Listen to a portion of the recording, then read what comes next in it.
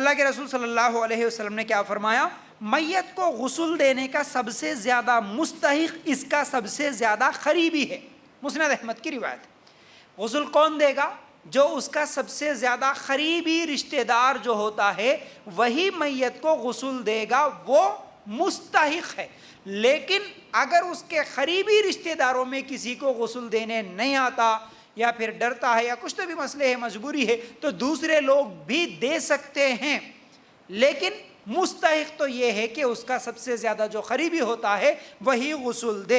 ایک شخص کا انتقال ہوا تو نبی کریم صلی اللہ علیہ وسلم نے کہا اسے پانی اور بیری کے پتے سے غسل دو۔ بیری کے پتے سے غسل دو کا مطلب کیا ہے؟ غسل دینا واجب ہے، غسل دینا ضروری ہے میت کو۔ اب یہ جو بیری کا پتہ ڈالنے کا مسئلہ ہے یہ صرف صفائی کی غرض سے ہے، نہ کہ اس کے اندر کوئی تاثیر ہے یا بیری کے پتہ ڈالنے سے کوئی ثواب ملے گا، اس طرح کوئی چیز نہیں ہے، یاد رکھو۔ بیری کا پتہ جو ہے صابن کے جیسا کام کرتا ہے۔ اگر بیر کے پتے کے جگہ صابن ہم استعمال کرتے ہیں تو کافی ہے، بیر کے پتے کی ضرورت نہیں ہے، لیکن لوگ سمجھتے نہیں بھی بیر کا پتہ تھوڑا تو بھی ڈالنا، وہ ڈالے تو کچھ تو بھی عذاب سے بچتا ہوں گا، ثواب ملتا ہوں گا، ایسا عقیدہ رکھنا جائز نہیں ہے۔ صرف اب صابن یا شیمپو لگا دیے کافی ہے، الگ سے بیری کا پتہ ڈالنے کی کوئی ضرورت نہیں ہے، لیکن آسانی کے ساتھ اگر مل جا رہا تو وہ بھی کیا ہے، صابن اور شیمپو کی طرح کام کرتا ہے، اس لیے اس کو ڈالنا ہے۔ اچھا، اللہ کے رسول صلی اللہ علیہ وسلم کی بیٹی کا انتقال ہوا تو اللہ کے رسول صلی اللہ علیہ وسلم نے کہا اسے 3 یا 5 مرتبہ یا اس سے بھی زیادہ مرتبہ غسل دو۔ صحیح بخاری کی روایت۔ مطلب کیا ہے؟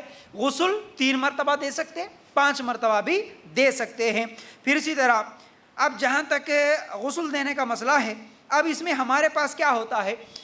قریبی رشتہ دار بولے تو ہمارے پاس ایک تو رشتہ داروں کو کسی کو آتا نہیں غسل دینا، ہمارے پاس غسل دینے کے لیے الگ لوگ ہوتے ہیں، یا تو مسجد کے امام صاحب ہوتے ہیں جو، یا نہیں تو مؤذن صاحب ہوتے ہیں، اب ان کو کچھ پیسے دے کر بلا کے لانا پڑتا ہے، وہی آ کے غسل دیں گے، وہ نہیں ملے تو دوسرے گاؤں سے لے کے آئیں گے، لیکن وہی آ کے غسل دیں گے، کیونکہ رشتہ داروں کو، گھر والوں کو کبھی نہ کفن کے مسائل سیکھے، کبھی غسل کے مسائل سیکھے، جنازے کے تعلق سے کبھی سیکھے نہیں، ہم دین سے، دین کے علم سے دور دور تک ہمارے کو معلوم ہی نہیں ہے یہ مسئلے مسائل، ٹھیک ہے؟ تو اس لیے یہ الگ سے لوگوں کو بلایا جاتا ہے، یہ بہتر نہیں ہے، بہتر یہ ہے کہ قریبی۔ اب ان قریبی لوگوں میں گھر والے دے سکتے، بھائی گھر والے، عورت اپنے شوہر کو غسل دے سکتی، معلوم ہے آپ کو، شوہر اپنی بیوی کو غسل دے سکتا ہے، لیکن ہمارے پاس مسئلہ یہ ایسا ہے کہ انتقال ہو گیا تو میاں بیوی دیکھنا نہیں، چھونا نہیں، دیکھنا بھی نہیں بولتے کئی لوگ، نہیں اب وہ تمہارے لیے غیر محرم ہے، تم دیکھنا بھی نہیں بولتے کئی لوگ۔ لیکن وہی اگر مولانا صاحب جو لوگ فتوے دیتے ہیں نا، ایسے جاہل بہت سارے لوگ ہیں ہمارے معاشرے میں، اگر اسی مولانا صاحب کی بیوی کا اگر انتقال ہو گیا، انہوں آتے دیکھنے کے لیے، مگر اچھا تم کہیں کو آئے مولانا بولے تو نہیں، یہ مولانا صاحب جو ہے نا وہ بہن کی نظر سے دیکھ رہے گا ان کو، ایسے مسئلے نکال کے ان لوگوں دیکھ لیتے۔ میاں بیوی کا رشتہ ختم ہو گیا بولتے، مر گئے تو رشتہ ختم ہو گیا، اب تمہارا رشتہ نہیں ہے، حالانکہ یہ بات غلط ہے۔ کیسے غلط ہے؟ سنیے، اللہ کے رسول صلی اللہ علیہ وسلم نے عائشہ رضی اللہ تعالیٰ عنہ سے کہا تھا اگر تو مجھ سے پہلے مر گئی یعنی فوت ہو گئی تو میں تجھے غسل دوں گا۔ ابن ماجہ کی روایت، اللہ کے رسول صلی اللہ علیہ وسلم کہتے ہیں عائشہ رضی اللہ تعالیٰ عنہ سے، میرے آنکھوں میں، میری زندگی میں اگر تو مر گئی تو میں خود غسل دوں گا۔ پھر اسی طرح دوسری روایت، فاطمہ رضی اللہ تعالیٰ عنہ نے وصیت کی، کس کو؟ اپنے شوہر علی رضی اللہ تعالیٰ عنہ کے، کہ میں اگر مر جاؤں تو اے علی تم ہی مجھے غسل دینا، یہ دارقطنی میں بھی روایت ہے۔ پھر اسی طرح جب فاطمہ رضی اللہ تعالیٰ عنہ کا انتقال ہوا تو خود علی رضی اللہ تعالیٰ عنہ فاطمہ رضی اللہ تعالیٰ عنہ کو غسل دیے۔ پھر اسی طرح ابو بکر صدیق رضی اللہ تعالیٰ عنہ کو ان کی بیوی نے غسل دیا، موطا امام مالک میں یہ روایت موجود ہے۔ تو اس طرح کیا ہے، میاں بیوی ایک دوسرے کو غسل دے سکتے ہیں، کسی کا رشتہ نہیں ٹوٹتا۔ اب اگر باپ کا انتقال ہوا تو بیٹا غسل دے سکتا ہے، بیٹے کا انتقال ہوا تو باپ غسل دے سکتا ہے، قریبی رشتہ دار جو ہو سکتے ہیں وہ لوگ غسل دے، ٹھیک ہے؟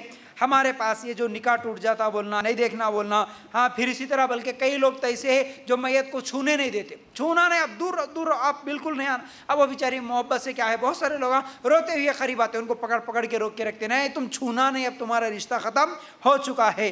پھر اسی طرح نہلانے کے لیے دوسرے آتے ہیں. اگر کوئی نہلانے کے لیے آئے بھی تو کوئی رشتہ دار میں سے اگر کوئی نوجوان لڑکی یا لڑکا, نہیں جی ہمارے قریبی ہے, ہماری امی ہے, ہماری بہن ہے, ہم خود نہلاتے, اگر کوئی آئے بھی تو اس کو ڈرا دیتے, دیکھو ماں یاد رکھ لینا, دیکھ بیٹا یاد رکھ لینا, غسل کا مسئلہ ہے, تمہارے باپ کے مغفرت کا مسئلہ ہے, ذرہ بھی سوکھا رہ گیا نا ان کی مغفرت نہیں ہوتی. پھر آتا تیرے کو غسل کے فرائض معلوم, غسل کے شرط معلوم, تیرے کو کہاں سیکھا کیا ہے؟ نہیں, اب یہ پورے باتیں بولے تو ڈر کے اچھا ٹھیک ہے ایسا ہوئے تو جانتے مول صاحب اتنی لاندے, وہ ایسا نہیں ہے. قریبی رشتہ دار غسل دے سکتا. اور کئی لوگوں کا تو ایسا عقیدہ ہوتا ہے کہ نہیں ان کو بچوں کو قریب نہیں آنے دیتے, ان کے بیٹیوں کو قریب نہیں آنے دیتے, بیوی کو قریب نہیں آنے دیتے, کئی کو تم جا کے اگر چھوئے تو انہوں اٹھ کے تمہاری کو پکڑ لیتے ہیں, یعنی تو تم میت کے قریب بیٹھے تو وہ فرشتے اگر تمہاری کو پسند کر لیے تو اس طرح کا عقیدہ رکھ کے بیمار ہو جاتے, یہ ہو جاتے, انہیں شیطان بن کے آتے, ان کی روح آ جاتی, تمہارے کو بخار آ جاتی, یہ تمام چیزیں ہیں, اس لیے تم میت کے قریب نہیں جانا, چھونا نہیں.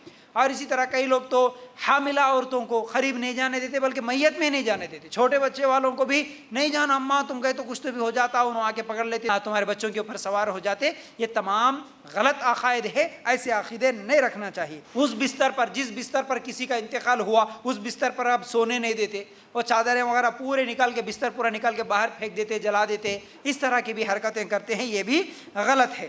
اللہ کے رسول صلی اللہ علیہ وسلم نے فرمایا شہید کے تعلق سے, جو شہید ہو جاتا ہے اللہ کے راستے میں اسے غسل نہیں دیا جائے گا, باقی سب کو غسل دیا جائے گا.